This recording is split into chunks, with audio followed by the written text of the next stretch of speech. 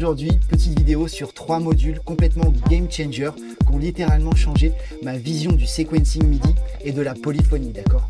Donc là, le séquenceur que tu vois à l'écran, c'est le Oblek. Le Oblek, il a une grosse particularité, c'est qu'il est stochastique. Qu'est-ce que ça veut dire stochastique? Ça veut dire que les 3 séquences que tu vois là, la rouge, la verte et la bleue, sont complètement interchangeables et flexibles entre elles. En ce sens que par step, et je peux le cumuler comme ça sur 36 steps, il peut jouer 36 steps. Par step, je peux donner à chaque fois quelle note va jouer un petit peu plus que l'autre, d'accord? Donc là, dans le step 4, ça va être la note verte qui va jouer un petit peu plus que la rouge. Les deux vont jouer, mais on ne sait pas laquelle exactement va jouer à chaque fois à ce step, d'accord? Pour ce step. Donc là, si je vais sur le step 6, c'est la rouge qui va jouer un petit peu plus que la bleue. Je pourrais les mettre égales. Ça serait l'une ou l'autre à chaque fois que le cycle revient, d'accord? Si tu es non musicien, si tu fais de la musique hypnotique, je te promets que le Oblek est un game changer.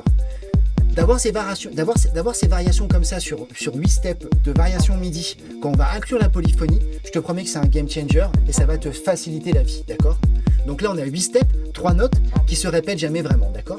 Donc comme je te l'ai dit, moi, j'aime bien inclure de la polyphonie parce que je suis non musicien, donc je vais devoir générer des cordes, générer de la musicalité. Le triguer du mono, c'est bien, mais ça peut être un peu monotone, d'accord? Donc pour donner de la musicalité, du sentiment et des émotions, on va essayer de générer des accords, d'accord? Là, pour cet exercice, pour cette vidéo, j'ai pris le Norman Chord Generator de Max for Live, qui est gratuit. Je te conseille de le prendre aussi. Il me permet de générer des accords assez riches, avec des inversions un peu random, qui me donnent vraiment des rendus tout de suite assez complexes, vraiment sympas, d'accord? Donc là, on va écouter ces 8 steps, ces 3 notes, et on va commencer à générer de la polyphonie. Let's go!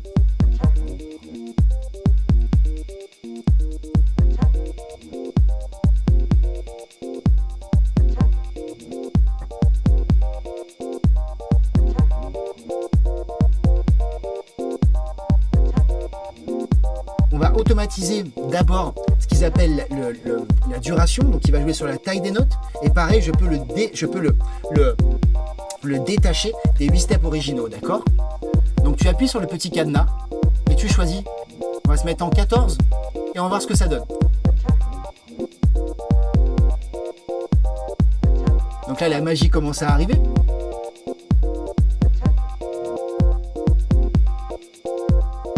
Et après, dans les paramètres mappables, j'ai mappé bien évidemment le cutoff pour avoir un rendu un petit peu plus assez instantané pour que tu comprennes comment ça fonctionne.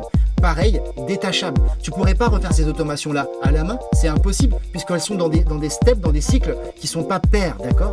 Ça va jazzer. Là, je suis en 9 steps. Pareil, petit cadenas. Et on va envoyer le paramètre de cutoff.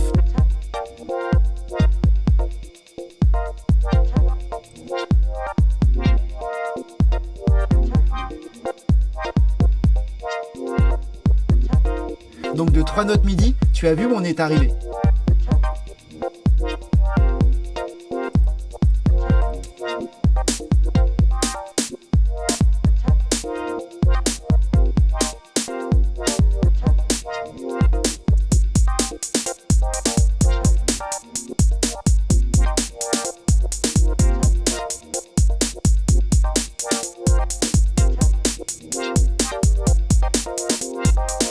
Changer mes automations comme ça à l'infini jusqu'à ce que la phrase me plaise, quoi. On a toujours besoin d'une ritournelle d'accords à un moment donné comme ça dans un morceau. C'est ce qui va vraiment donner de la vie au morceau, d'accord?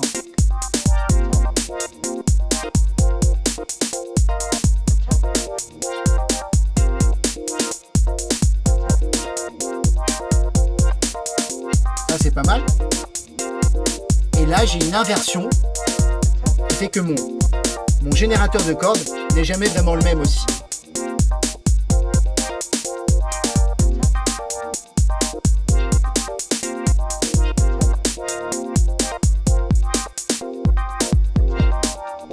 Donc voilà, j'espère que tu as bien aimé le Oblek. Télécharge-le et dis-moi dans les comments si tu veux que je t'explique. C'est vraiment la folie.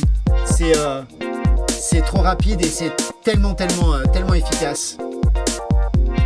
On se voit pour le module d'après où je te vais te parler de comment générer des grooves, mais pas comme d'habitude.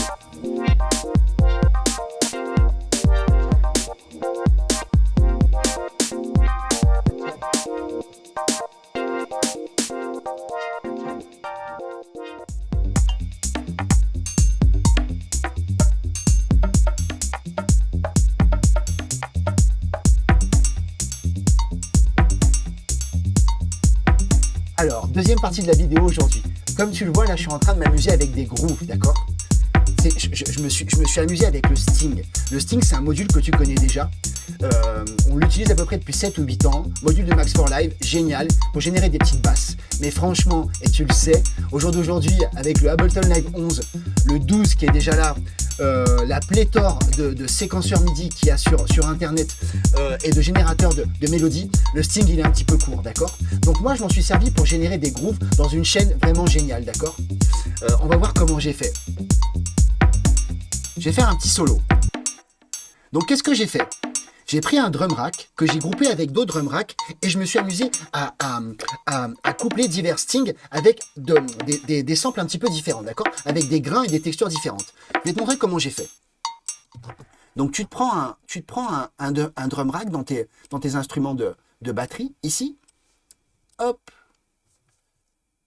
Commande G, d'accord?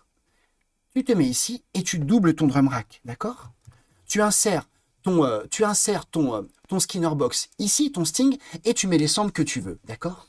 On va voir comment j'ai fait le mien.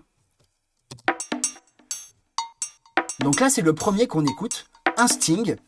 Tu peux mettre aussi un petit plugin de pitch, d'accord, qui va te permettre de te balader dans tous les samples que tu auras loadés. Moi, je me suis pas embêté. Je suis parti ici, j'ai cherché conga et j'ai mis 16 samples de conga, d'accord? Donc là, si j'appuie sur mon petit smiley, j'ai plein de samples différents. Et avec mon pitch, je peux me balader dans n'importe quel de mes samples, d'accord? Ce qui est génial avec le Sting, c'est que tu as une densité, ne l'oublie pas, qui va te permettre de jouer un peu plus de notes ou un peu moins de notes, d'accord? En ce sens que moi, quand je l'ai couplé avec le deuxième ici, j'en ai mis un petit peu moins et j'ai mis un peu moins de densité. Comme ça me fait une ritournelle un jeu avec 16 samples, on va dire jusqu'à 16, 8, 24, 28 samples avec lequel il va se balader et me générer des grooves en random. Toujours basé sur cet algorithme qui était vraiment génial pour des basses et pour des percus, ça rend vraiment bien, d'accord? On va mettre dans le groove, on va voir ce que ça donne.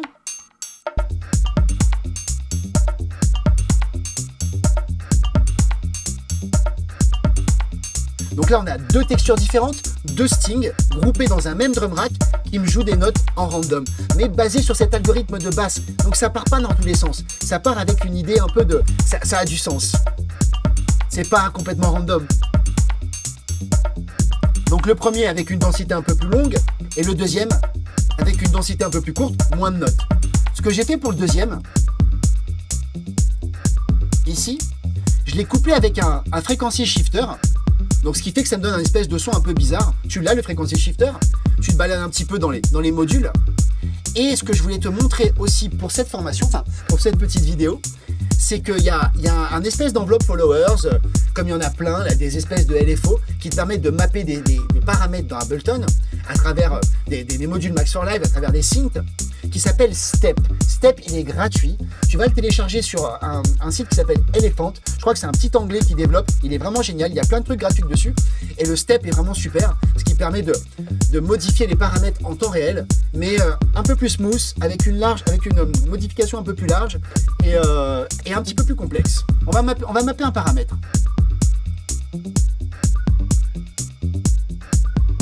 Pas mal. Mettre un peu de volume.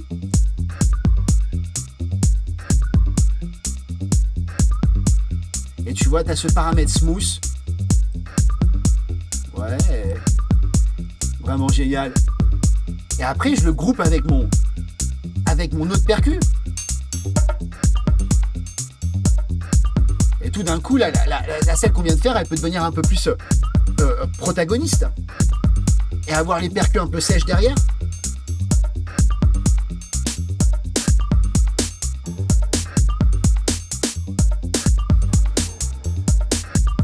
Et une petite voix rigolote avec mon infiltrator.